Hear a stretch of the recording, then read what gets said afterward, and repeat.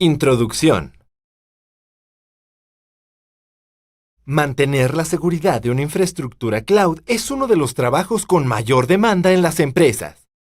Como técnico en seguridad informática, protegerá su información de amenazas que afecten la red, los servidores y los sistemas de almacenamiento.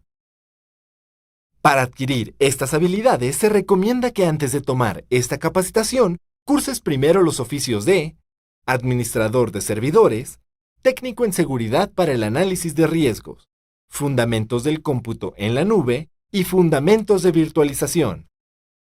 Estos te brindarán una base sólida para tomar este curso, en el cual aprenderás a administrar las cuentas de los usuarios y el software que estos utilizan dentro de los servidores para que la información no sufra pérdidas o sea filtrada al exterior. Restringir el acceso, el uso de software y hardware para evitar daños en la información almacenada.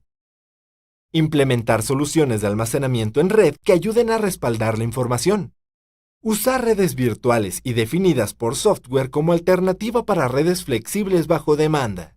Analizar las nuevas tendencias en prácticas y tecnologías de seguridad para mantenerte actualizado. Como administrador, tu iniciativa para explorar y aplicar nuevas técnicas de seguridad será tu impulso para consolidar tus habilidades en el mercado.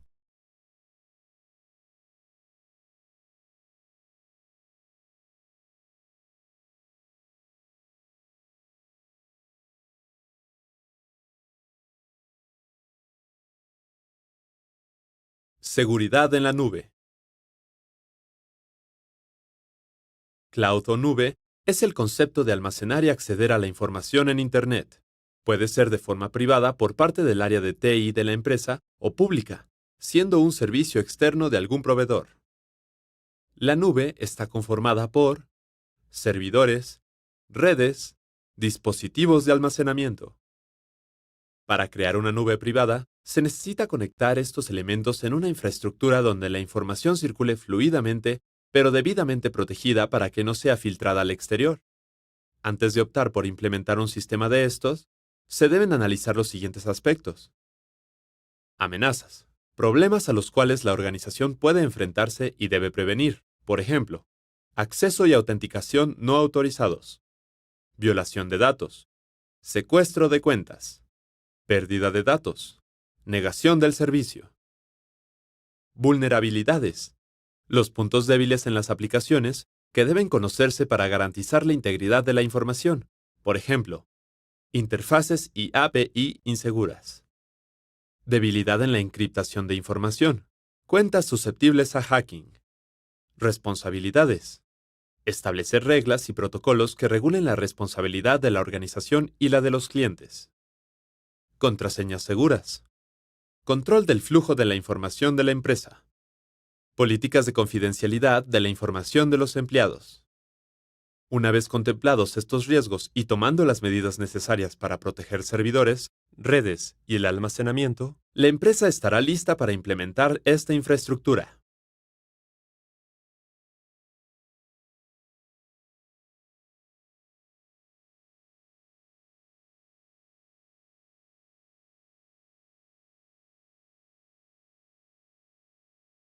Elementos de la arquitectura de cloud.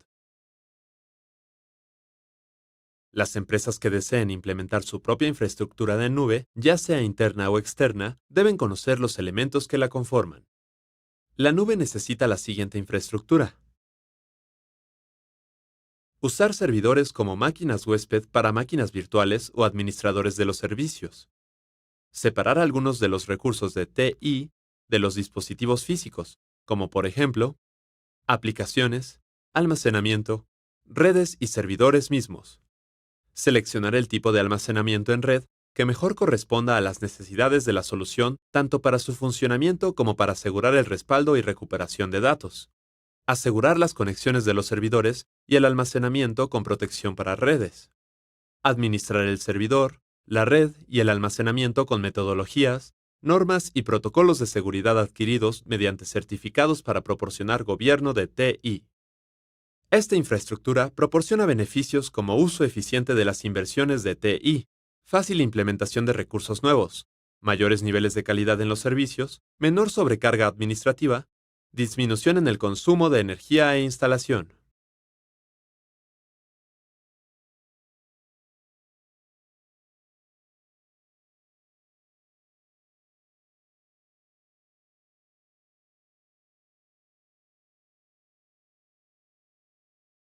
Gestión de cuentas administrativas del servidor. Una cuenta común puede ser administradora cuando adquiere el permiso de ejecutar ciertos comandos para instalar, modificar y borrar programas, otorgar permisos de acceso a carpetas y archivos, realizar configuraciones personalizadas del sistema operativo. Para habilitar una cuenta de administrador, accede a la cuenta de superusuario y utiliza Yum en la consola para verificar que el comando sudo está instalado. Este debe estar habilitado para dar los permisos pertinentes.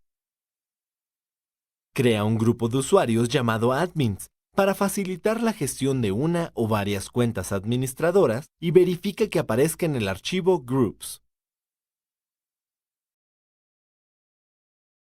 Agrega un nuevo usuario administrador en este grupo con el siguiente comando, especificando el ID del grupo al que se va a asociar. Si el usuario ya existe, modifica sus características con el siguiente comando y agrégalo al grupo de administradores. Verifica la modificación en Groups. Edita con el comando vsudo el archivo de configuración de sudo para habilitar los comandos que podrán utilizar los nuevos administradores. Utiliza una lista de sentencias llamadas alias para agrupar tipos de comandos. Por ejemplo, el alias que tiene el nombre de software enlista la serie de comandos que te permiten eliminar, actualizar e instalar programas. Busca en la parte final del archivo el apartado para agregar un grupo de usuarios. Usa la tecla I para habilitar la escritura del documento y agrega la siguiente línea. Aquí se especifica que el grupo admins junto con todos sus usuarios puede usar todos los comandos del sistema. Si deseas limitar los comandos, usa el nombre de un alias y colócalo en el lugar de la última palabra all. Por ejemplo, si solo quieres asignar el uso de los comandos de actualización, reemplaza la palabra all por software. Cuando termines, presiona Escape para salir del modo de edición. Guarda los cambios con doble punto, la letra W y Enter. Para salir del archivo, presiona doble punto, seguido de la letra Q y Enter.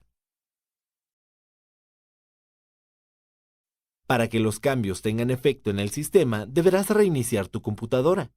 Después, dentro de la cuenta del nuevo usuario administrador, verifica que ya tiene habilitado el comando sudo, usándolo con el comando para buscar programas. Solo la cuenta de superusuario no tiene restricciones para configurar el sistema operativo, por lo que su uso debe ser exclusivo del administrador principal.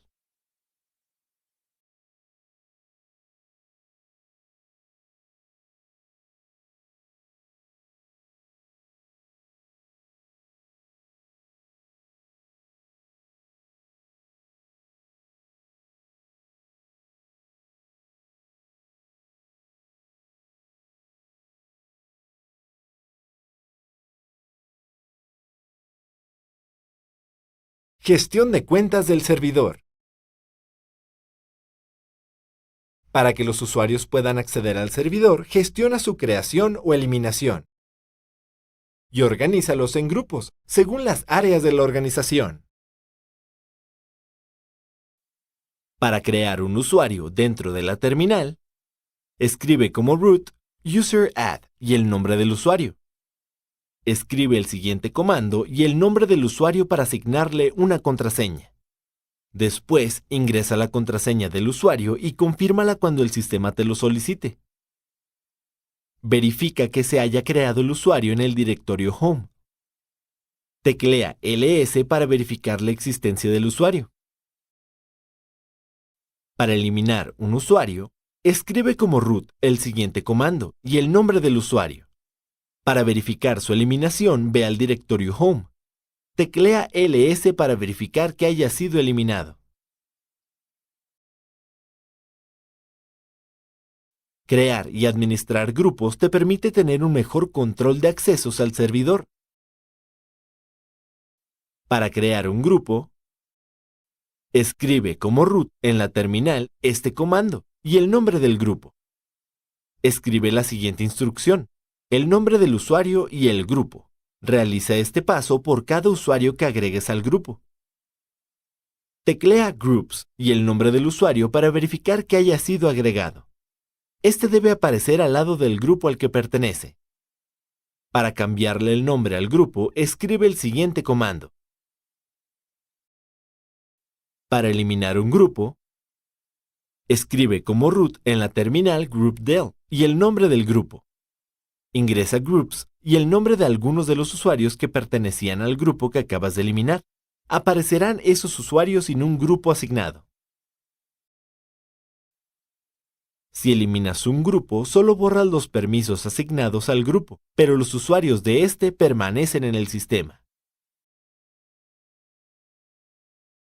Nunca dejes una sesión root abierta. Siempre cambia de usuario o ciérrala, escribiendo exit y enter, o con el comando sudo.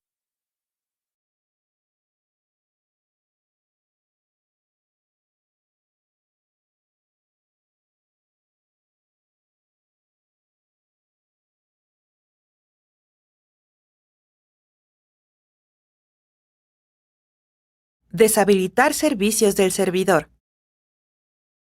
Al administrar un servidor, pueden ocurrir fallas como servicios que no inician correctamente o están sobresaturados. Para solucionarlos, debes iniciar, detener y reiniciar cada servicio e incluso el propio servidor. Para solucionar estas fallas en los servicios, usa el comando System Control de la siguiente manera. Observa una lista en la terminal de todos los servicios en el sistema con este comando y presiona Enter. Cada uno de los elementos de la lista se puede detener o reiniciar. Para salir, presiona Q. Observa el estatus de alguno de los servicios. Por ejemplo, el del firewall con el siguiente comando. En este caso, el servicio está activo. Detén el servicio con este comando en la terminal y da Enter. Después, verifica su estatus. Activa un servicio ingresando este comando y da Enter. Verifica su estatus. Reinicia un servicio con esta sintaxis. Para evitar la gestión individual de muchos servicios, los sistemas operativos basados en Linux tienen 7 niveles de ejecución, que establecen modalidades con solo algunos servicios habilitados. Cada uno significa lo siguiente. El 0 detiene o apaga el sistema junto con todos sus servicios. El 1 establece el modo monousuario que generalmente se usa para dar mantenimiento al sistema. El 2 es el modo multiusuario que se utiliza para gestionar diferentes cuentas sin los servicios de soporte de red. El 3 es el modo multiusuario completo con servicios de red habilitados, pero sin interfaz gráfica. El 4 se usa para un inicio personalizado, donde el administrador elige los servicios que utilizarán los usuarios. El 5 es igual que el 3 pero con interfaz gráfica. El 6 es para reiniciar el sistema y sus servicios. Como root puedes cambiar de un nivel a otro con el comando init y el número del nivel. Este cambio es momentáneo, por lo que al reiniciar el servidor, comenzará con su configuración predeterminada. El nivel en el que estés trabajando lo podrás ver con el comando who-r.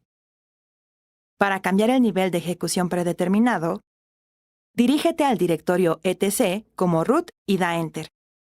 Para ver los archivos en este directorio, teclea ls y Enter. Para ingresar al directorio de init tab, teclea nano init tab y da Enter. Busca las siguientes líneas de texto y anota los targets. Para salir del editor de texto nano, presiona Control X. En la terminal escribe este código para cambiar el nivel. Verifica el cambio. Este debe ser a multi-user. Escribe Reboot y da Enter. El servidor se reiniciará, pero ahora no tendrá interfaz gráfica porque cambiaste el nivel de ejecución a 3. Es importante que nunca cambies el nivel de ejecución a 0 o 6, ya que el sistema no volverá a arrancar y perderás el servidor.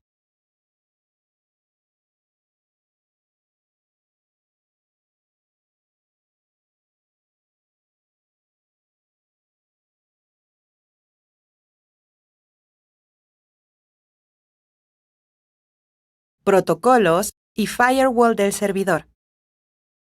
Los protocolos son canales de comunicación. Cada uno tiene un puerto de identificación y está asociado con algún servicio o programa.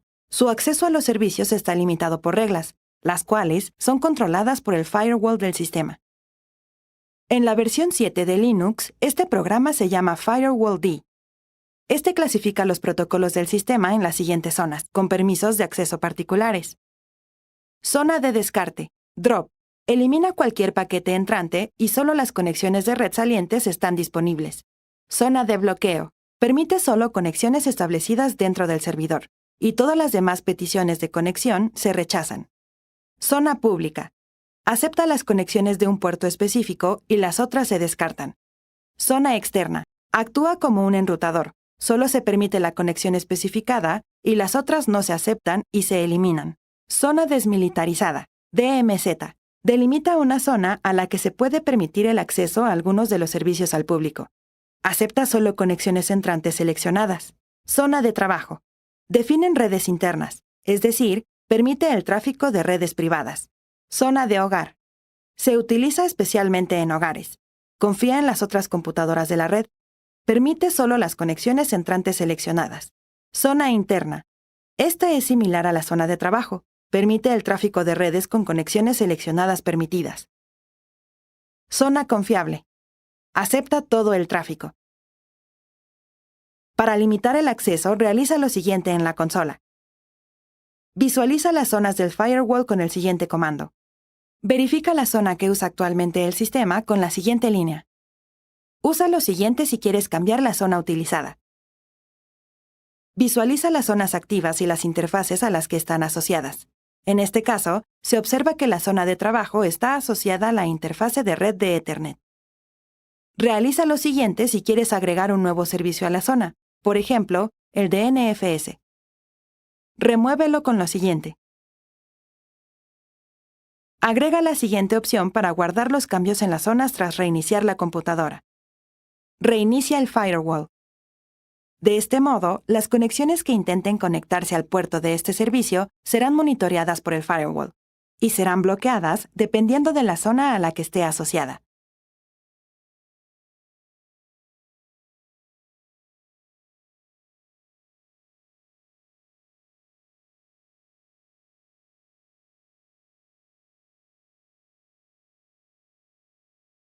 Monitoreo de puertos del servidor.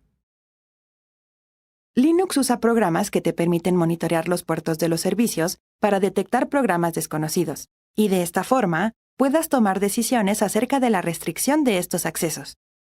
Aun cuando el firewall te permite controlar el acceso a los servicios, este no te permite visualizar qué puertos están funcionando en el momento. Para ello, usa el programa Nmap en la terminal.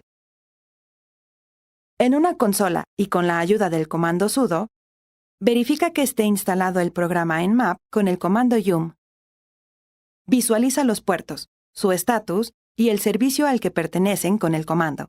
Dependiendo de la salida, podrás identificar puertos desconocidos que probablemente son usados por algún programa malicioso.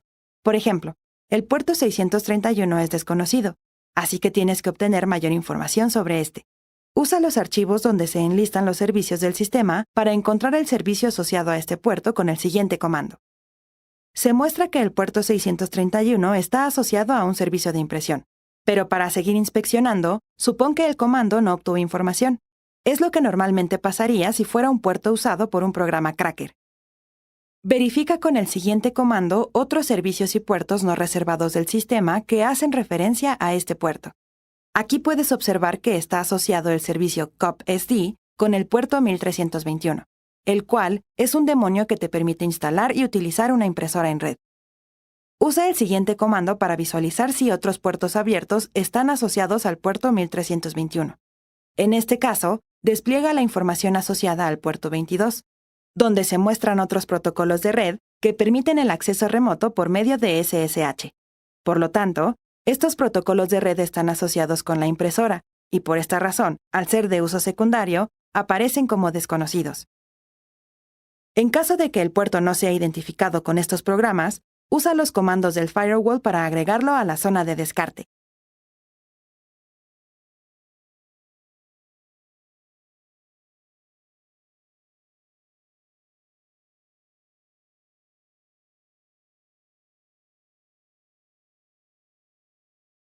Encriptación y autenticación remota con el servidor.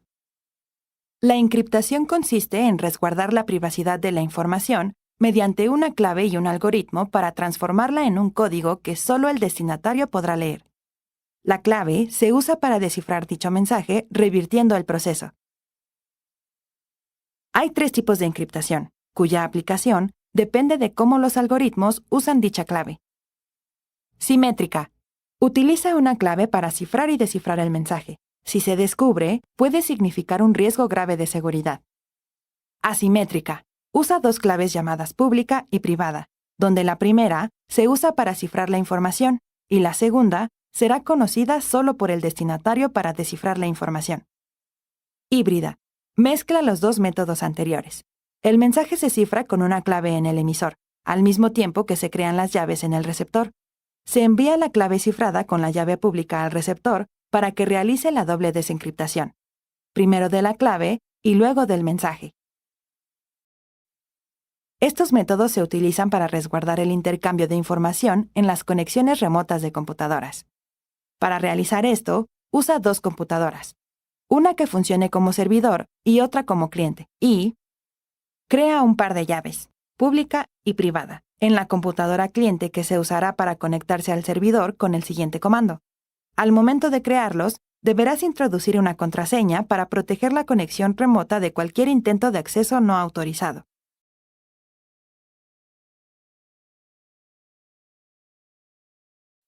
Observa que se crearon 2 archivos, id-rsa e id-rsa.pv. Este último es la llave pública. También se creará una carpeta oculta con el nombre de .ssh, en la que habrá otra carpeta más, authorized-keys.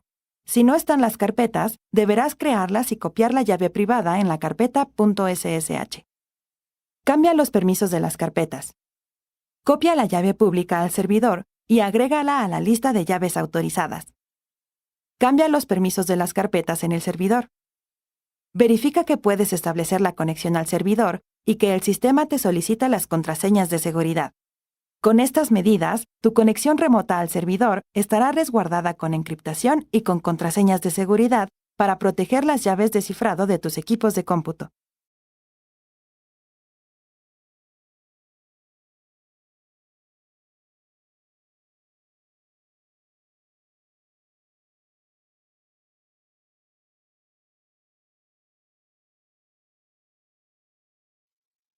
Group y protección del arranque. En los sistemas Linux existe un archivo de configuración llamado group que contiene las características de arranque del sistema operativo. El group contiene comandos de instrucciones que el sistema operativo interpreta para poder iniciar. Por ejemplo, la lista con el orden de las particiones donde se encuentra, el idioma en el que se iniciará, la configuración del C Linux. El group no solicita contraseña para ser editado, por lo que los intrusos pueden editar la lista de comandos y eliminar las restricciones de acceso, entre otras cosas. Para restringir el acceso al group, respalda los archivos de configuración del group antes de realizar alguna modificación con los siguientes comandos. Genera una contraseña encriptada con el siguiente comando. Luego, copia la parte sombreada para usarla como contraseña. Agrega estas líneas al final del archivo, 10-Linux. Con estas especificas el usuario, la contraseña y el código de encriptación generado con el comando anterior. Genera un nuevo archivo group.cfg con el siguiente comando. Reinicia el sistema y en la pantalla de selección de versión de sistema operativo, presiona la tecla E. Así entrarás en el modo de edición del archivo de group. Finalmente, el sistema te pedirá tu usuario y contraseña para entrar. Con este procedimiento, podrás blindar la modificación de este archivo y evitar que intrusos puedan entrar a las cuentas y archivos del servidor.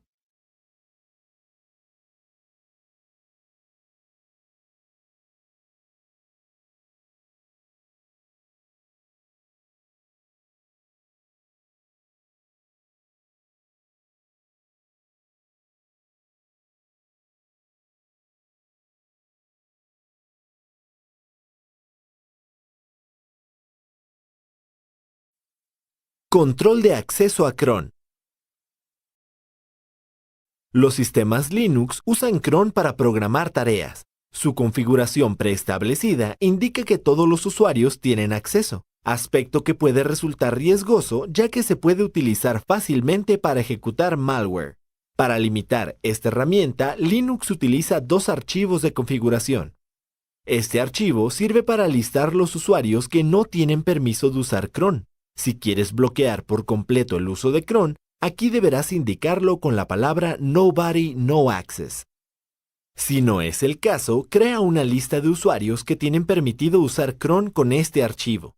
Por lo regular, este no existe en el sistema y es necesario crearlo.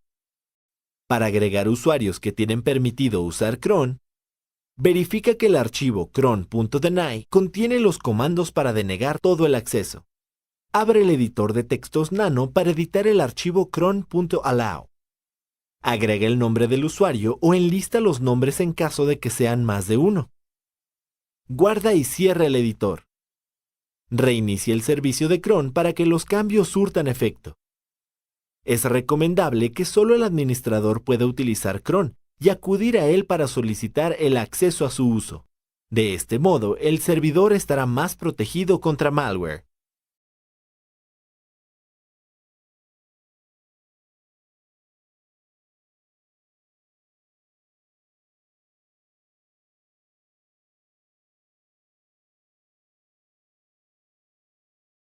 Monitoreo de actividades de usuario en el servidor.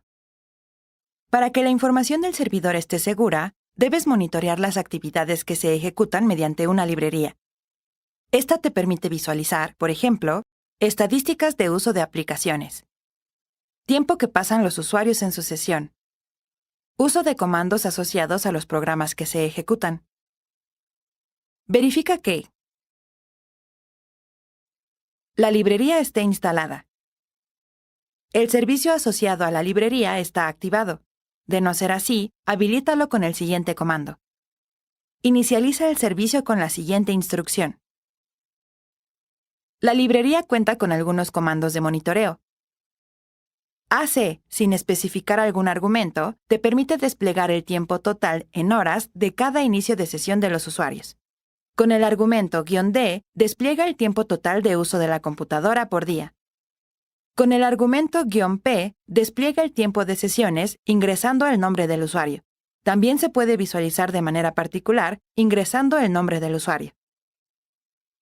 SA muestra un resumen de los comandos de los programas que ejecutan los usuarios.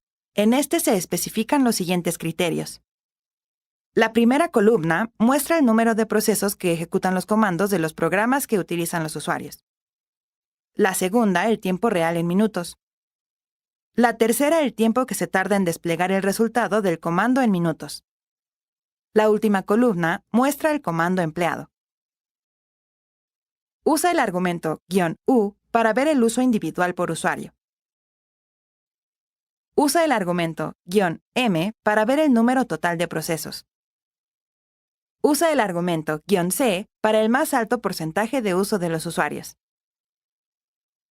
Lastcom se usa para mostrar los últimos comandos de los programas ejecutados.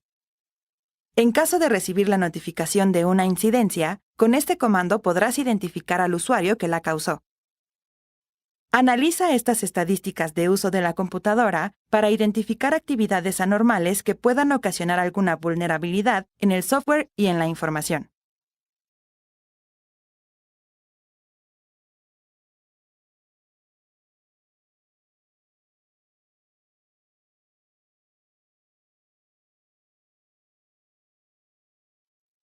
Análisis de bitácoras. Las bitácoras son registros de la ejecución de los programas y aplicaciones del sistema operativo. Debes revisarlas para identificar sucesos inadvertidos que pongan en riesgo la seguridad del servidor. Para realizar un correcto análisis de las bitácoras, verifica que estén bien organizadas. Para esto, es necesario conocer tres cosas. El contenido de cada bitácora. El modo en el que se presenta la información. Los ataques propios de cada servicio y cómo se registran en la bitácora. Cada programa genera su propia bitácora de desempeño en un archivo con la extensión log, y el sistema Linux lo guarda en el siguiente directorio. El mismo sistema operativo tiene un programa de bitácoras llamado syslog, que registra la actividad de la computadora en un archivo que consta de los siguientes elementos. Nombre del programa.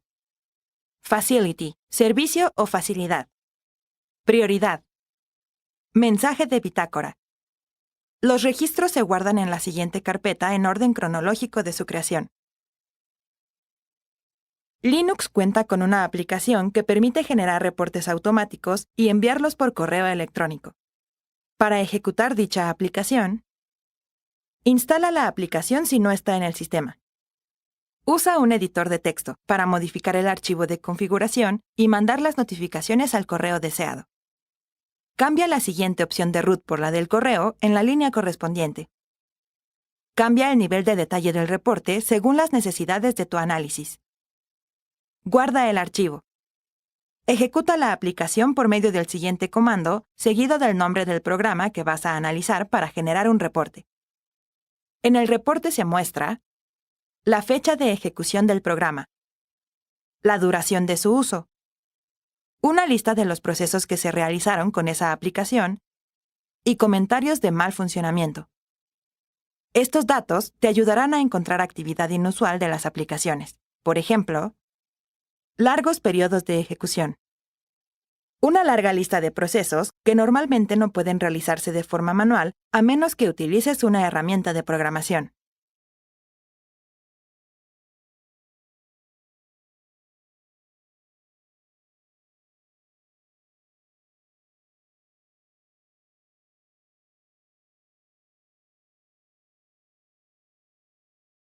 VLAN. Una red de área local virtual o VLAN es una forma de conectar o agrupar computadoras de forma lógica y no física. Esto es posible usando diversos criterios que poseen las computadoras como las direcciones MAC, números de puertos, protocolos y más. Los tipos de VLAN se diferencian por sus criterios de conmutación y se clasifican en niveles. VLAN de nivel 1, definida por los puertos de conexión del conmutador. VLAN de nivel 2, definida por las direcciones MAC. VLAN de nivel 3. Puede ser de dos formas, basada en dirección de red o por el protocolo, agrupando según el origen de cada uno. Una VLAN permite definir una red sin importar la zona geográfica o si la empresa cuenta con un número de dispositivos de red limitado. Permite implementar flexibilidad en la administración, pues se puede realizar de manera remota. Alta seguridad de la red, ya que la información no solo depende de los dispositivos, sino también del origen donde se configuran las redes. Disminución de la transmisión del tráfico de la red, ya que se pueden balancear las cargas de trabajo y demanda de forma lógica en vez de manual. Uso eficiente de las inversiones de TI. Fácil implementación de nuevos recursos. Mayor nivel de calidad en los servicios. Este tipo de redes beneficia a la empresa, pues le proporciona una alternativa de configuración de redes, según las necesidades y demanda en el funcionamiento de sus sistemas de cómputo.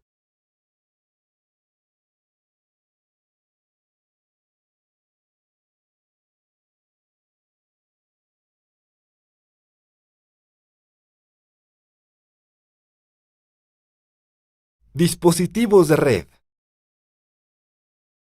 Para poder brindar una correcta configuración de seguridad a la red, es importante conocer los dispositivos que la conforman. Existen dispositivos cuya función depende de su objetivo. Entre los más importantes están switches. Son los aparatos que agrupan los diferentes dispositivos de una organización. Deben conectarse al router para conocer la salida a Internet. El router es el que traduce la IP privada en pública para enviar la petición al servidor que provee los nombres de dominio, es decir, el servidor proveedor de Internet o ISP.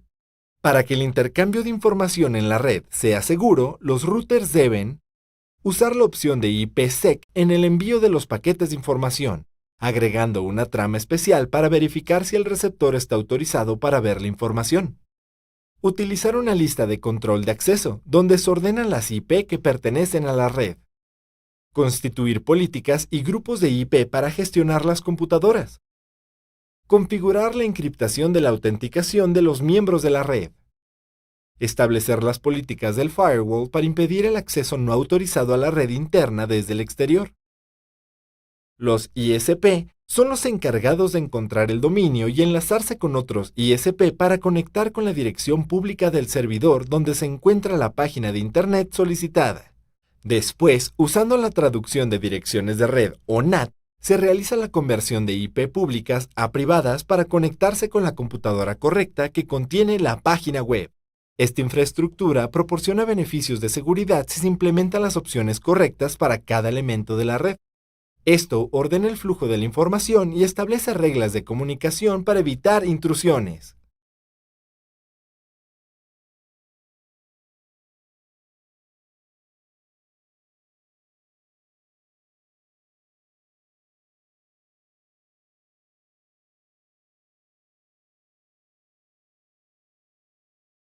Balance de carga. El crecimiento de una aplicación o sitio web demanda un mayor número de servidores o máquinas virtuales para mantener en línea el servicio proporcionado a los usuarios. Para poder diversificar el tráfico entre los distintos servidores, es necesario balancear la carga.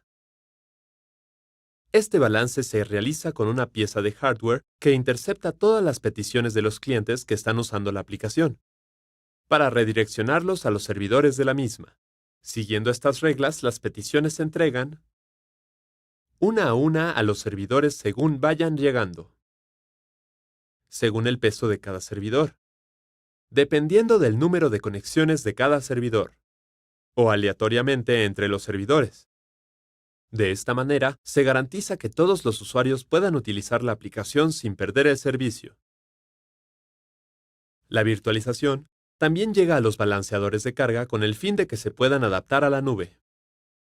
De esta manera, las máquinas virtuales pueden estar balanceadas según la cantidad de usuarios que soportan, evitando así los picos de carga muy pronunciados. Por ejemplo, una aplicación se ejecuta en 4 máquinas virtuales. Según vayan llegando las peticiones, se redireccionan, una a todas ellas. Esto hace que la carga se divida entre 4, ya que todas las máquinas están funcionando al mismo tiempo. En consecuencia, los servidores no se verán afectados en su procesamiento. Si no hubiera un balanceador de carga, se tendría que esperar a que un servidor estuviera a punto de saturarse para encender otro y ayudarlo con la carga.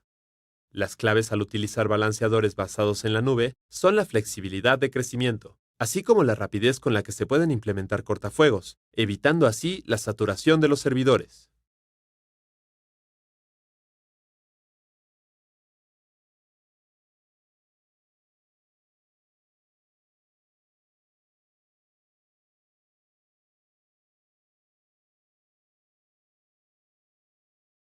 Computación forense.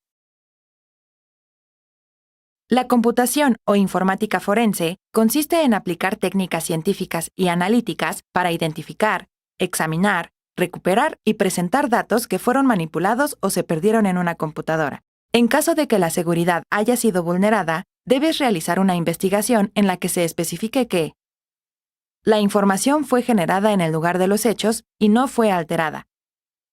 Los datos provienen de una computadora en buen estado, por lo que pueden considerarse confiables. Las evidencias están completas. La información se adquirió sin violar la ley.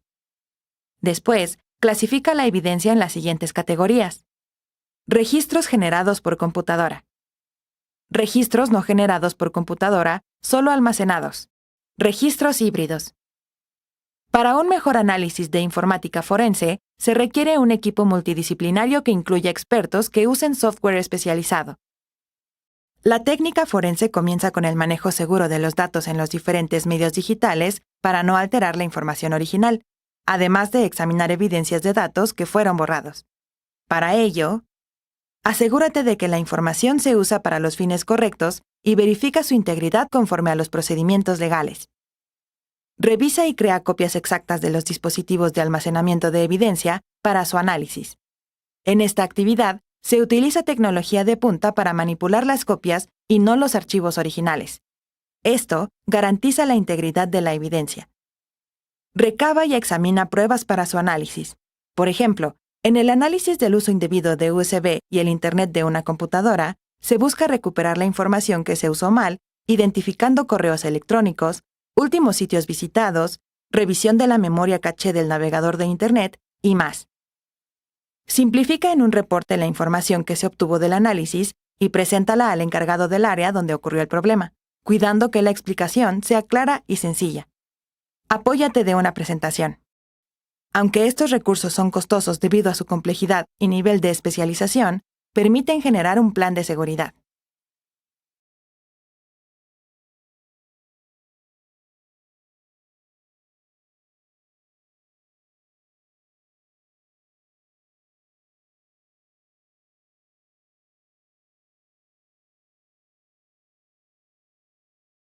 Tecnologías aplicadas a cloud.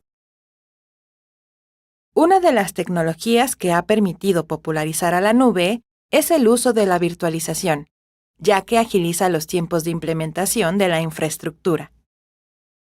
La virtualización permite crear varios sistemas operativos y servidores dentro del mismo hardware. Usar software para monitorear y administrar el hardware de los nodos de red. Unificar varios recursos de almacenamiento para facilitar las actualizaciones y mejorar la gestión de la información. Desacoplar la memoria del servidor usando unidades de disco como extensiones. Esto sirve para manejarlas mejor, optimizando recursos. Crear más de un entorno virtual. Se pueden generar varias instancias de una aplicación dentro de un mismo sistema, lo que facilita el despliegue y reduce el tiempo de levantamiento. Acceder de forma remota a un entorno de escritorio para trabajar desde cualquier computadora. Estas aplicaciones de la virtualización permiten configurar nuevos entornos sin la necesidad de comprar o administrar más equipo, lo que facilita la gestión de los servicios donde se alojan.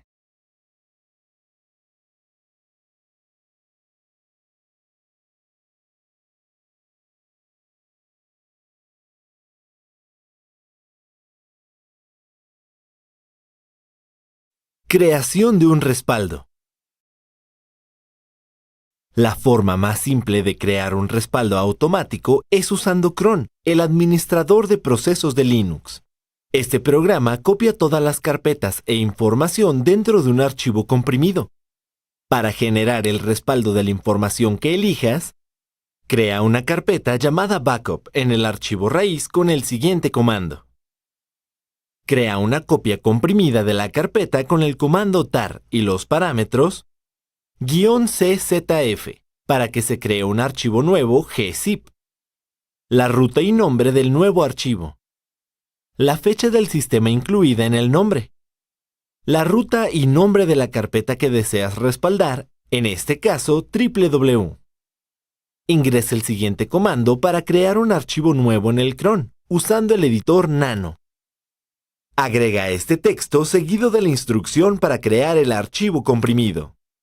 Guarda el archivo y ciérralo. Con esto, el administrador de procesos en segundo plano creará una copia comprimida de la carpeta www todos los días a las 2 de la mañana. Por último, copia los archivos comprimidos en un servidor de respaldo. Usa este comando para crear una llave de acceso SSH para el servidor. Envía la llave con el siguiente comando. Ingresa los datos de acceso al servidor cuando te sean solicitados. Usa los siguientes comandos para crear la carpeta Authorized Keys en el servidor. Este crea la carpeta .ssh y su ruta. Si no existe, brinda los permisos de sistema. Crea el archivo Authorized Keys. Concede permisos de edición a la carpeta. Cron crea la ruta de carpetas, pero si no existe, créala. Mueve la llave a la carpeta que acabas de crear usando este comando. Copia el archivo comprimido al servidor de respaldo con este comando. Agrega la instrucción anterior al cron, como hiciste con la instrucción de compresión, separadas por punto y coma para que se ejecute al finalizar la primera. Ahora tienes un servicio básico de respaldo completo. Existen servicios instalables que ejecutan estas y otras acciones, además de gestionar los tiempos de respaldo. Será tu tarea elegir la mejor forma de respaldo y realizar la instalación y configuración correspondiente.